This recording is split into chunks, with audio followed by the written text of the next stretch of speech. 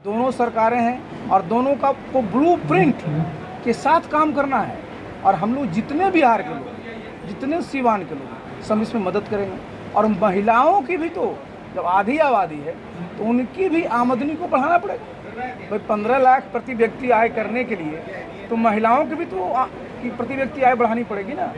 तो ये बहुत बड़ा अवसर है हम लोग के लिए। और बिहार में जान लेते हैं, बिहार से अच्छी उपजाऊ शायद ही कहीं है ज़मीन। हमारे लोग इतने परिश्रमी हैं, हमारा 14 करोड़ के आसपास लोग, इतना बड़ा मार्केट है। हम लोगों को कमी रहती है सिर्फ जिसको कहते हैं पूंजी की, कैपिटल की। क्योंकि आगे जब आमदनी बढ़ेगी कैसे बढ़ेगी? शहरीकरण बढ़ाना पड़ेगा, औद्योगिकरण बढ़ाना पड़ेगा, नए नए उद्योग धंधे लगाने पड़ेंगे, तभी ना लोगों की आमदनी बढ़ेगी। और इसके लिए ज़रूरी क्या है? ज़रूरी है कि ज़्यादा से ज़्यादा निवेश, इन्वेस्टमेंट निजी क्षेत्र में, क्योंकि सरकारी क्षेत्र में तो संभव नहीं है ना इतने लोगों को रोज़गार दे पाना। तो ये जो हमारी महिलाएं हैं, जब इनको प्रशिक्षित करिएगा, जब इनको हुनर दीजिएगा, निश्चित रूप से इनका भी जो काम करने का जो अनुभव रहेगा उसका लाभ इनको तो मिलेगा ही, साथ ही साथ समाज को मिलेगा और हमारे प्रदेश को मिलेगा, और हमारे प्रदेश को मिलेगा तो देश को भी मिलेगा।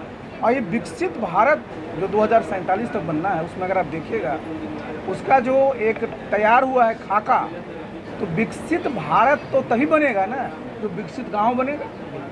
तो प्रति गांव को अगर जब विकसित करना है तो सबसे बड़ी चुनौती क्या होगी कि गांव से गरीबी को समाप्त करना। तो गरीबी कैसे समाप्त होगी? जब बेरोजगारी समाप्त होगी, जब लोगों को रोजगार मिलेगा, जब लोगों की आमदनी बढ़ेगी।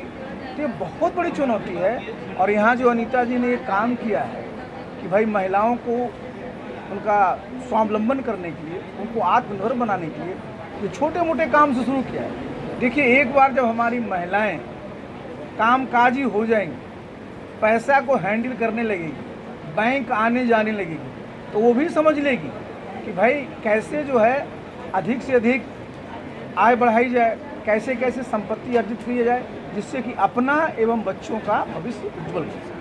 सर, राजनीति से भी कुछ सवाल होंगे। बड़े चेहरे हैं, सिवान में आप आए हैं तो राजनीति क्वेश्चन बनता भी है। केंद्र में और राज्य में सरकार आप ही लोग का है और महिलाओं का बहुत बड़ा तबका आप लोग के साथ हर चुनाव में खड़ा भी रहता है। आखिर फिर रीजन क्या हुआ कि महिलाओं का उतना विकास नहीं हो पाया बिहार? देखिए, ये आप नहीं कह सकते कि महिलाओं का विकास नहीं। देखिए, अगर ओवरऑल पर मैंने क्या बोला कि भाई जब राष्ट्रीय औसत प्रति व्यक्ति, देखिए मैं विकास का पैमाना पर जा रहा हूँ, हम एक ही पैमाना ले रहे हैं प्रति व्यक्ति आय का। तो जब राष्ट्रीय स्तर पर 1,82,000 है और हमारा सिर्फ 54,000 है, तो ओवरऑल हम पीछे हैं।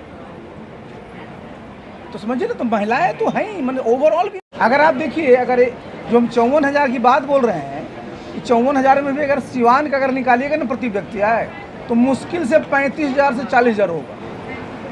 तो ये कहना उचित नहीं होगा कि महिलाएं पीछे। महिलाएं पीछे नहीं है। अगर आप देखिएगा कि हमारी जितनी महिलाएं हैं बिहार में, इसमें से ज़्यादातर महिलाएं कामकाजी महिलाएं हैं, या तो खेतों में काम करती हैं, दुकानों में काम करती है, और कहीं नहीं भी काम करती है तो घर का संभालती है। घर का काम साधारण काम है, घर का भी काम अगर जोड़िएगा, उसको भी मोनेटाइज करिएगा। अब खाना बनाइएगा, अगर आप किसी कुक को रखिएगा कितना पैसा लगेगा? आपको बर्तन को देखना है, घर साफ करना है, किसी को भी रखिएगा मैनेजर को कितना लगेगा? ये कौन कर रहा है?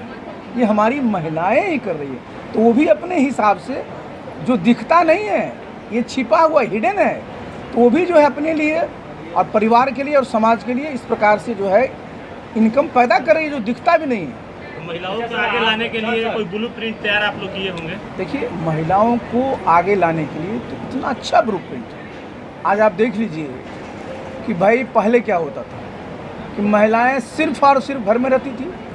आज जो देखिए 50% जो सीटें हैं वो आरक्षित हैं। पंचायती राज जितने हमारी संस्थाएं हैं, जितना हमारे नगर के क्षेत्र हैं। और आपको पता है कि ये अंतिम लोकसभा था।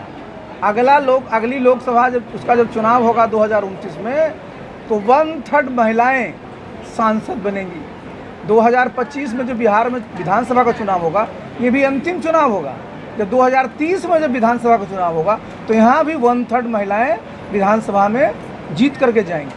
तो देखिए, महिला के सशक्तिकरण के लिए और नारी सशक्तिकरण के लिए चाहे आदरणीय नरेंद्र मोदी जी हों, चाहे नीतीश बाबू हैं, इन लोगों ने खूब काम किया है। अच्छा, नीतीश सवाल सर, एक राजनीतिक सवाल सर से, एनडीए की सरकार देश में है और